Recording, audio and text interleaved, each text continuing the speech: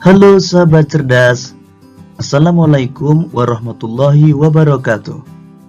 Pada kesempatan kali ini, kita akan belajar pada materi kelas 5, tema 1, organ gerak hewan dan manusia, subtema 1, organ gerak hewan, dan kita sampai pada pembelajaran kedua.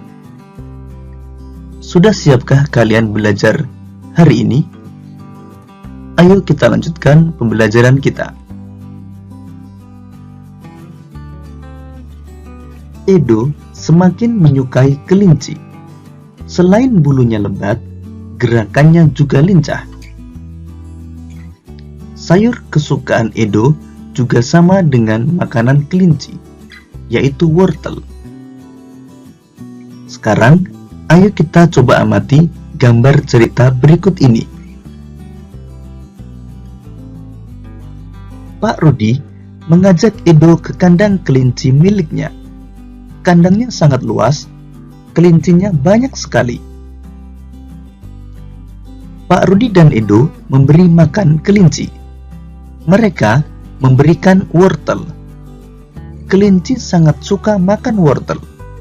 Semua kelinci berkumpul mendekat pada Edo. Edo senang sekali. Edo tertawa kegirangan melihat tingkah lucu kelinci-kelinci di kandang kelinci milik Pak Rudi. Semakin lama diamati, tingkah lucu kelinci semakin menggemaskan.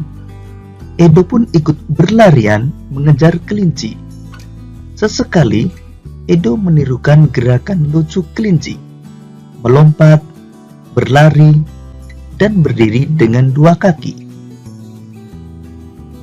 Gambar di atas adalah rangkaian gambar cerita. Dalam gambar tersebut terkandung rangkaian cerita. Lalu, tahukah kalian apa itu gambar cerita? Gambar cerita merupakan gambar atau serangkaian gambar yang mengandung sebuah cerita. Contoh gambar cerita adalah gambar ilustrasi. Gambar ilustrasi merupakan gambar yang mendukung isi sebuah bacaan atau teks. Gambar ilustrasi dibedakan menjadi dua macam, yaitu gambar yang berupa foto dan gambar tangan. Berikut ini berbagai macam ragam gambar ilustrasi. Yang pertama, cergam atau cerita bergambar. Selanjutnya, komik. Kemudian, pamflet, cover, kartun, dan karikatur.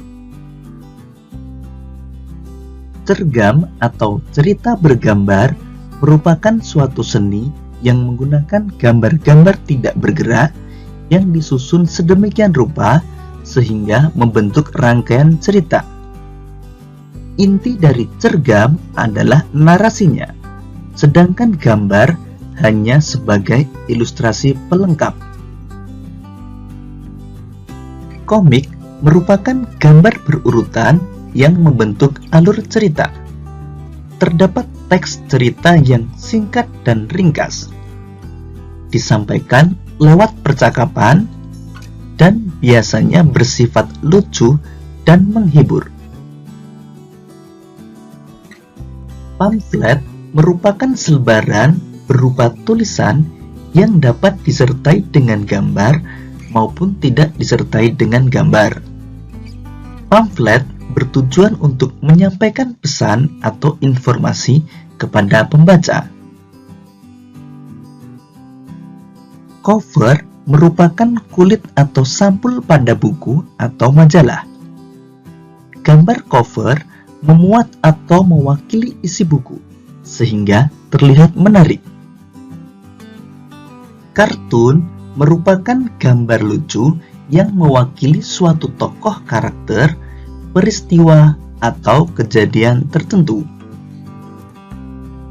Karikatur merupakan gambar atau penggambaran suatu objek yang dibuat dengan cara melebih-lebihkan ciri khas objek tersebut.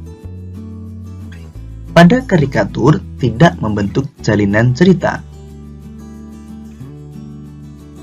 Untuk dapat membuat gambar ilustrasi, kamu harus memperhatikan langkah-langkah berikut ini. Pertama, menentukan gagasan. Gagasan bersumber dari bacaan. Setelah menentukan gagasan, tentukanlah adegan apa yang akan digambar. Siapa saja tokohnya, bagaimana suasananya, serta media yang akan digunakan. Yang kedua, membuat sketsa. Sketsa adalah rancangan gambar yang dibuat sesuai dengan gagasan. Membuat sketsa harus berhati-hati. Perhatikan bagaimana tata letak dan ukuran objek yang digambar. Dan yang ketiga, melakukan pewarnaan. Pewarnaan dapat dilakukan dengan dua cara. Pertama, memberi warna sesuai dengan aslinya, dan yang kedua, memberi warna berdasarkan imajinasi sendiri.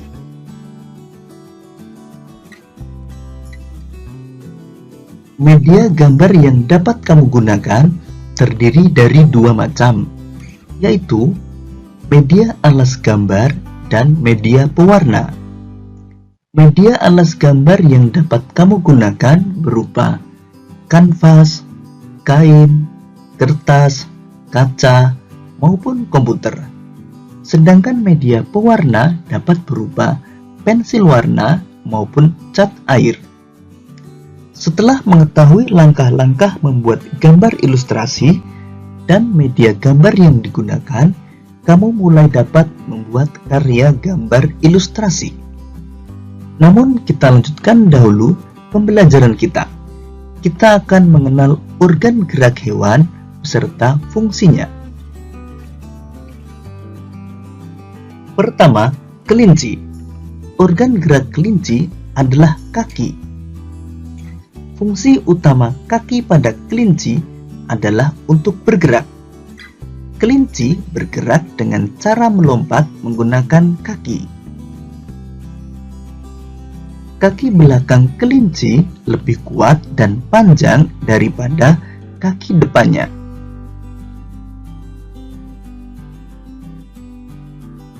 Sedangkan ikan memiliki organ gerak berupa sirip. Fungsi utama sirip adalah membantu ikan berenang. Sirip ikan terdiri dari sepasang bagian yang ada di kanan dan kiri, serta sirip ekor yang ada di belakang. Sirip-sirip ini yang mendorong ikan untuk bergerak maju ke depan, berbelok, dan memutar balik. Organ gerak katak adalah kaki. Kaki katak memiliki selaput di antara jari-jarinya yang berfungsi untuk membantu katak dalam berenang.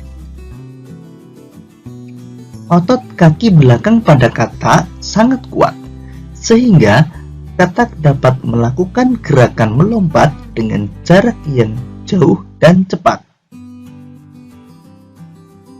Organ gerak burung adalah sayap dan kaki. Pada burung yang tidak dapat terbang, misalnya burung unta, maka kaki burung ini sangat kuat karena digunakan sebagai alat gerak utama. Namun pada burung yang dapat terbang, maka alat gerak utama berupa sayap. Burung bergerak dengan cara mengepakkan sayapnya sehingga dapat terbang di udara. Pada burung yang dapat terbang, kaki berfungsi untuk bertengger dan mencengkram makanan. Organ gerak ular adalah otot perut dan rangka tubuh. Ular bergerak menggunakan tulang belakang dan tulang rusuk yang dibalut dengan otot-otot yang lentur dan kuat. Dengan bentuk tubuh dan banyaknya ruas-ruas tulang belakang, menyebabkan ular bergerak dengan cara meliuk-liukkan badannya ke kanan dan ke kiri dengan cepat, atau disebut juga dengan melata. Kadal merupakan salah satu jenis reptil yang juga dikenal dengan hewan merayap. Kadal merupakan reptil yang bergerak dengan menggunakan 4 kaki. Fungsi kaki pada kadal yaitu membantu kadal berjalan di daratan maupun berenang di permukaan air. Kaki kadal juga dapat digunakan untuk memanjat. Kambing bergerak dengan menggunakan 4 kaki. Kaki pada kambing digunakan untuk berjalan, berlari, dan melompat.